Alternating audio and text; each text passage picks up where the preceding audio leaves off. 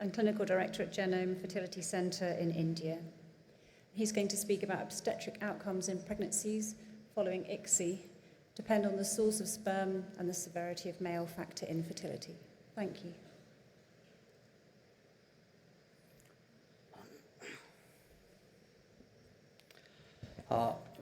Good morning. I am Dr. Sujoy Dasgupta from India. Firstly, I declare I don't have any conflict of interest.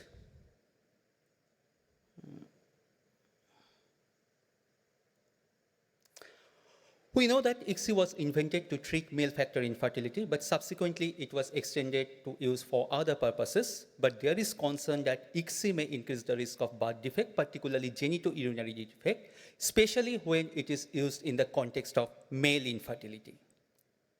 Again, there are some studies showing that ICSI, particularly when it is used for non-male factor problem, may increase the risk of neonatal complications. However, there are conflicting data. Furthermore, it was found that pregnancy after male infertility treatment may increase the risk of miscarriage and preeclampsia. Still, we don't know whether the severity of male factor problems or sperms from different origins can have any impact on obstetric outcomes because there may be so many confounding factors, and very few studies address this issue, which is why we tried to explore if ICSI for male factor infertility could increase the risk of obstetric complications and whether the risk depends on the sperm source and the severity of male factor problems. Our study was a prospective cohort study conducted in Genome Fertility Center, Kolkata over the period of 6 years after obtaining institutional ethics committee clearance and written informed consent. We included the couples conceived after ICSI cycles with fresh sperms and autologous fresh oocytes undergoing day 3 or day 5 transfer, either fresh transfer or frozen artificial hormone replacement cycle transfer, and who were in follow-up till delivery or pregnancy terminations, and of course who consented for the study. We excluded the women more than 40 years who were obese, having some medical complications or previous obstetric complications. Also, sperm morphology less than 4%, PGT cycle, laser hatching cycles, and pregnancies ended up with biochemical pregnancy loss.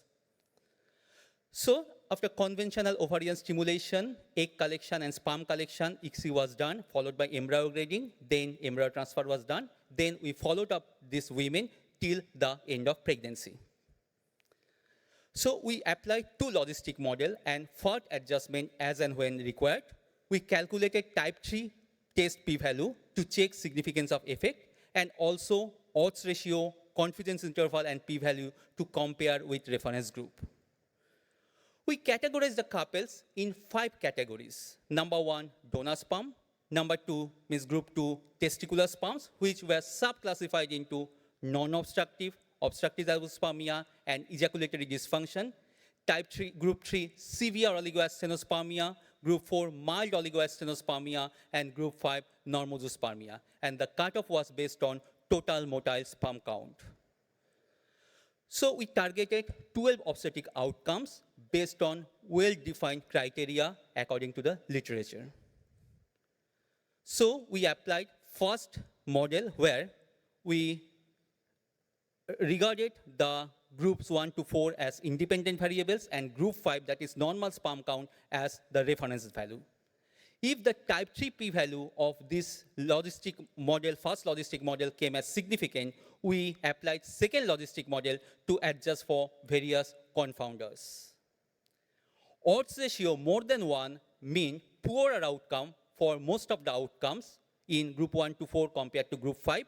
However, for live birth, odds ratio less than 1 mean poorer outcome. So finally, we included total 750 couples who conceived with ICSI, and there were 547 live births, but total number of babies born were 682 because many of them were twin pregnancies. This is showing the group-wise distribution of these 750 couples. Regarding live birth, male infertility was not found to affect the live birth except in testicular sperm where the live birth rate was low. The similar trend was observed in miscarriage, that is male infertility did not increase the risk of miscarriage except for testicular sperm. The risk of ectopic pregnancy remains similar across different groups.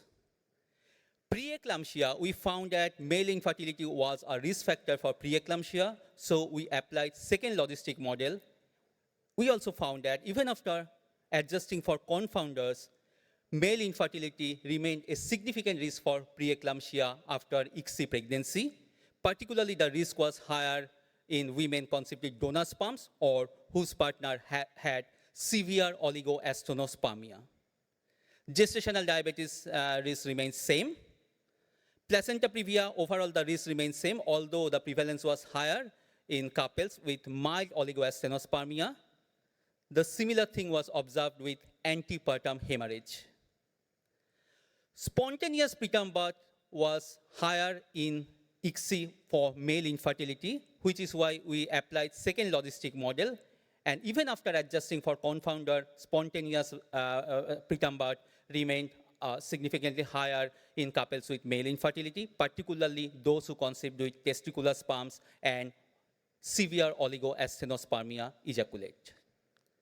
Small for gestational age, overall there was no increased risk except for severe oligoastenospermia.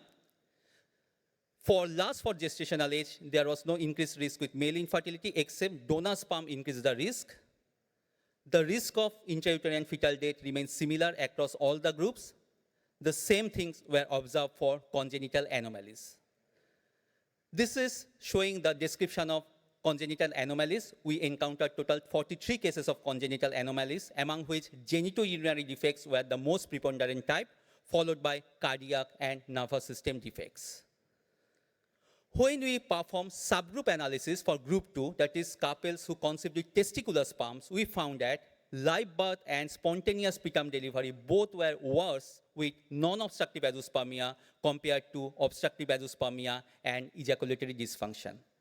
Whereas the risk for other obstetric complications remains same across these three subgroups.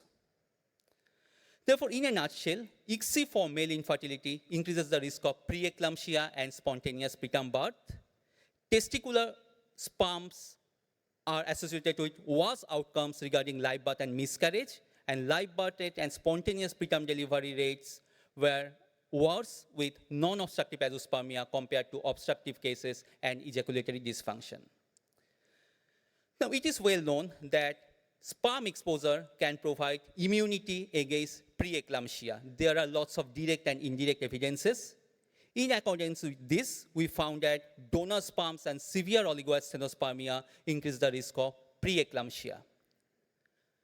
There are conflicting evidences regarding the relationship between miscarriage and male infertility in the literature. We found that miscarriage rates were similar, but in women with testicular sperm who conceived with testicular sperms, the miscarriage rates were higher. Studies showed that testicular sperms were associated with lower live birth and higher preterm delivery and more preeclampsia. We found that testicular sperms lead to lower live birth and higher miscarriage and preterm birth.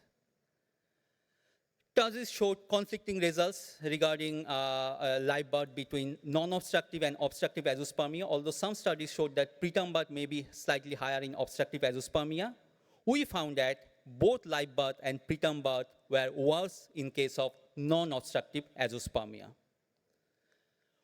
We encountered only one study in the literature that dealt with other obstetric complications. We found that most of the obstetric complication risk, apart from preeclampsia, preterm birth, apart from this, most of the obstetric complications were not increased, except in some subgroups, there may be slightly higher risk of some particular obstetric complications.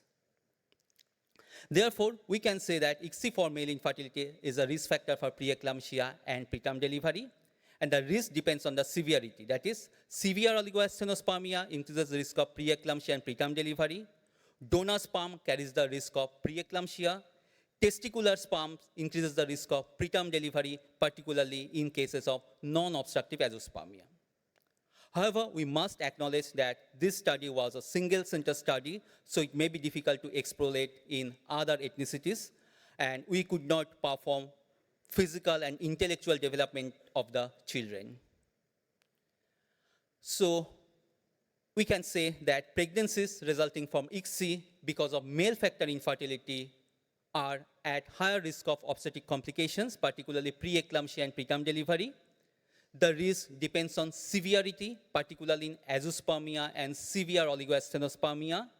So obstetricians and neonatologists should be made aware of this, and we need multicentric studies with large sample size.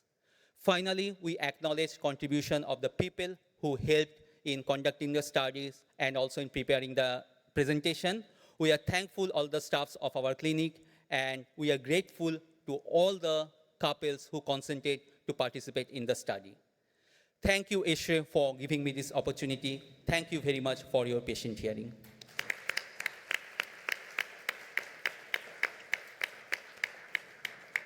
Thank you very much. Do we have any questions? I think we can see one there.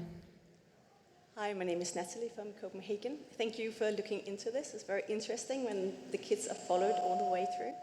I'm just wondering, you have put both fresh and frozen transfer, and especially the artificial cycle, we know have other obstetrical outcomes and completely different profiles. So could it be that your conclusions is not because of the ICSI, but because that the severe male factor are often more fresh transfer than frozen?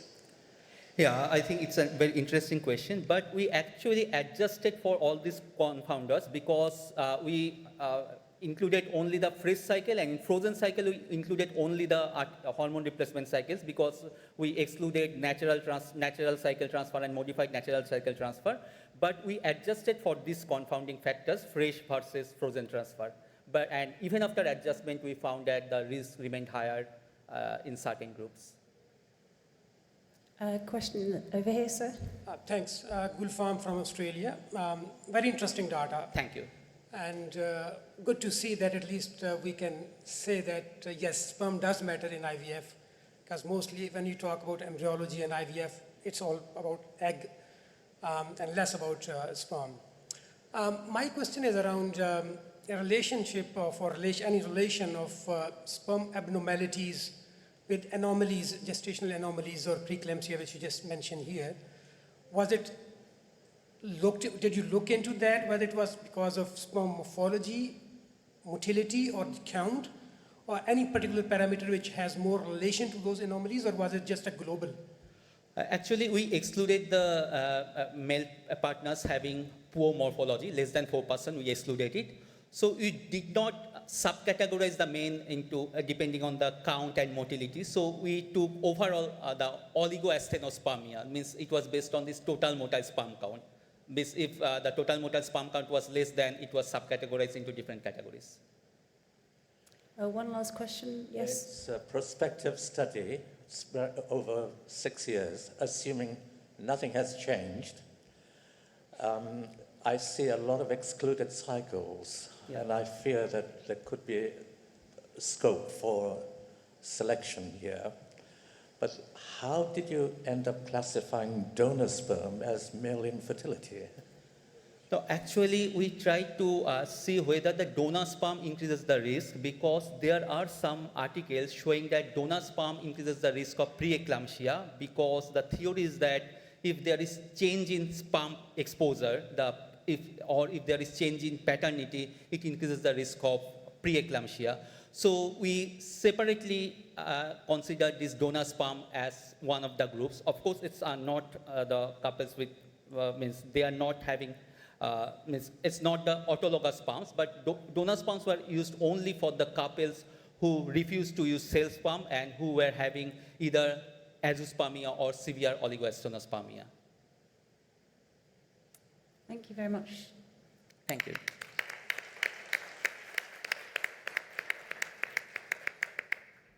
We will move to the next speaker, Dr. Ruth Morales-Sabata. She is actually working in the Instituto Bernabeu since 2005. And she will speak about novel made genetic variants associated